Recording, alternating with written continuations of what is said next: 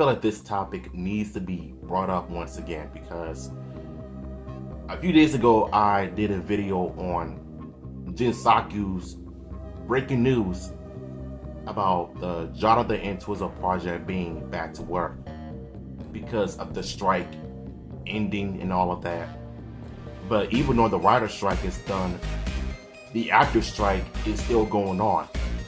And a few hours ago I was on Twitter and they were saying that they're gonna continue the meeting sometime tomorrow or next Monday.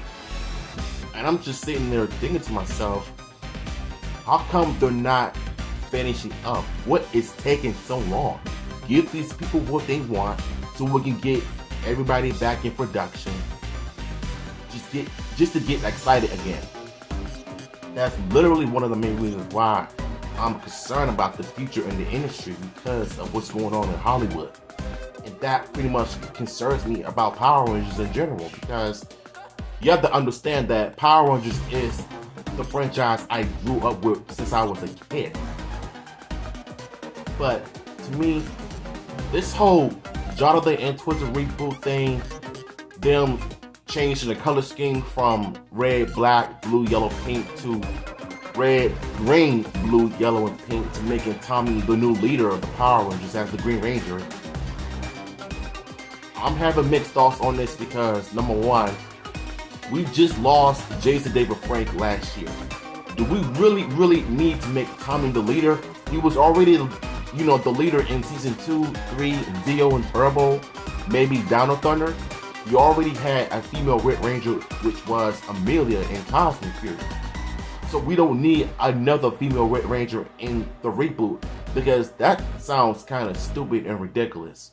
I'm not saying that I'm against female being leaders though, but sometimes I think if you're going to reboot the project, try not to do too much. Call me misogynist, I don't care. I said what I said. The reason why I'm also mixed on Tommy being the leader is because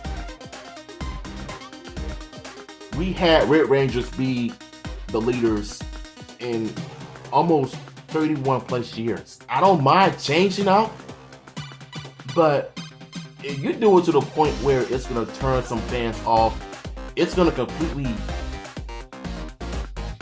make people stop watching Power Rangers because of ridiculous changes. Yes, I'm all aboard for stop using the Sentai footage for a while to go all original. I am all going for original ideas instead of relying on Sentai. I'm okay with it. I support it. However, what I am not going to support is them putting agendas into this project. Just because David Yost is gay in real life doesn't mean that you have to have an LGBT Ranger in a core group, in the Blue Ranger. But I know I sound like a broken record when I say this though, but it's how I feel mentally. Personal. And like I said, I have no problem with gay people at all. I just have the issue with Hollywood destroying things that already made popular franchise good in the first place. The last thing you want to do is destroy Mighty Morphin for what it was back in the day. You can reboot Mighty Morphin, but tell a new story. Where the parents come from. The relationship between Zonon and Rita and her people before she sent Zonon in a time tube and a time warp. Take some elements from the Boom comics, or better yet, have the Rangers have actual backstories of how they came to be. The show didn't make sense. The comics stayed way better than the TV show. So why can't the reboot do the exact same thing? All you have to do is just specifically take some elements from the Boom Studio comics, like the Go-Go Power Rangers, for example. That comic series is way better than the actual comic because it focused way too much on Tommy. In Go-Go Power Rangers, it completely focused on the original 5. And I like the fact that they actually have their parents in the series. Why can't the show do that 30 years ago? It's beyond me. So all I'm saying is that as a long-time Power Rangers fan, all I want to see them do is just completely reboot Mighty Morphin as it is. Just give them new stories, new origin stories. Like Kimberly's parents getting a divorce, of how It led to her down battling depression because of it. Trini coming into Angel Grove, even though her parents moved from town to town multiple times. Her backstory is to why she became a kung fu expert. You can have Billy have an origin story as to how he became a scientist. Zach, his love for hip-hop, keto, dancing, and doing martial arts at the same time. Jason, because in Go-Go Power Rangers, Jason was a bully when he was young. But once he turned to martial arts, it completely changed his attitude for good. That's all you have to do. Make a reboot about Mighty Morphin, but follow some elements from the comics. If you do that, chances are fans are going to get appreciated for what it is. And you don't really have to use the Sentai footage. I mean, you don't even have to use the Japanese soccer footage to match the locations, the Ranger suits. If you do that, it can work instantly. A few things that I liked about what Jinzaku said about Jonathan Entwistle about his love for armored suits. It could be some suits from the 1995 movie. It could just be the kind of suits you get from King Oger. Those practical suits without CGI.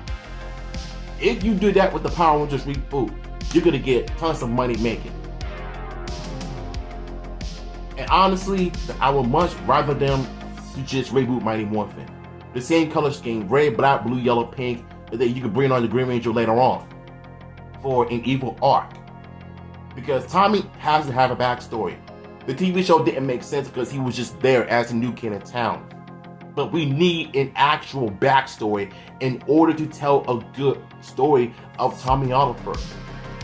That's the only way you can represent Jason David Frank's character to life, to honor Jason David Frank. Make his character make sense. I think that's the point I'm trying to make, is that if you reboot Mighty Morphin once again, but tell a complete different story with the same characters like Jason, Zach, Billy, Trini, Kimberly, and Tommy, bring in somebody to play Ernie, hire like some actors who play Bulk and Skull, but really, we really don't need no comedy duo, no slapstick comedy, because that was 30 years ago. Like, this is a time for a change, for a reboot. And I would have to say, if you look at Sentai, for example, that series is way darker, you know, in terms of seasons. They had some dark moments.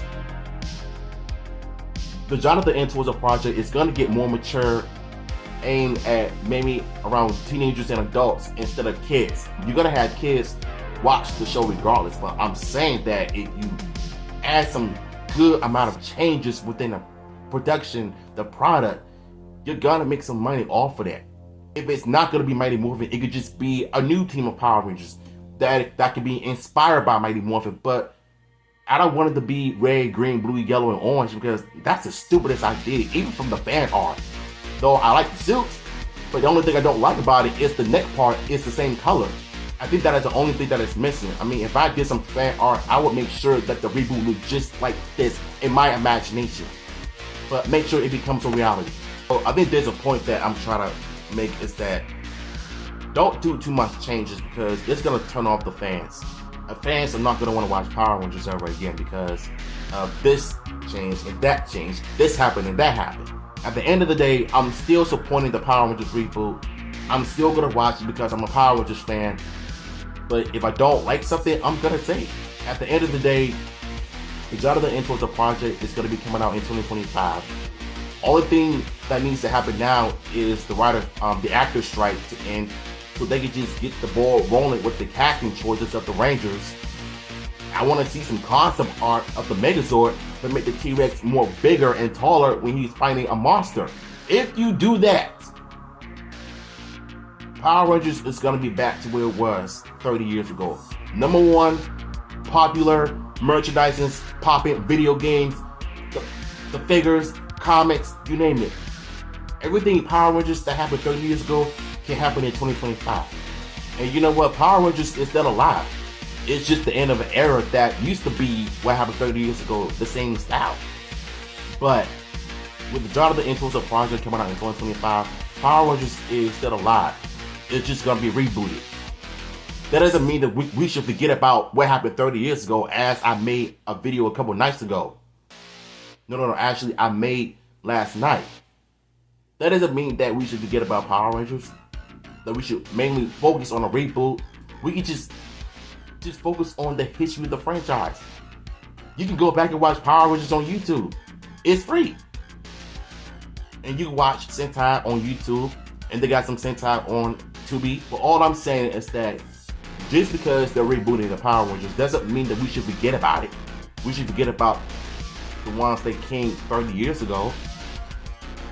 You can look back at those seasons and just enjoy it for what it is, even if you don't like it. But with the Jonathan N. Twister project, I think the chances are it's going to work if it's done right. I just want to end this conversation on, just because this person said this and that on Twitter doesn't mean that you have to believe in anything that they say. Because I think that's what's wrong with our minds, is that we see things on the internet and then we believe anything that they say until we hear it from the horse's mouth, from Jonathan N. Twister himself. It's still a rumor at the end of the day. Just take it with a grain of salt. That's basically what I'm trying to make my points. So, what are your thoughts on this? What are your thoughts on what I have to say? Do you agree or disagree? Let me know in the comments, and I'm out.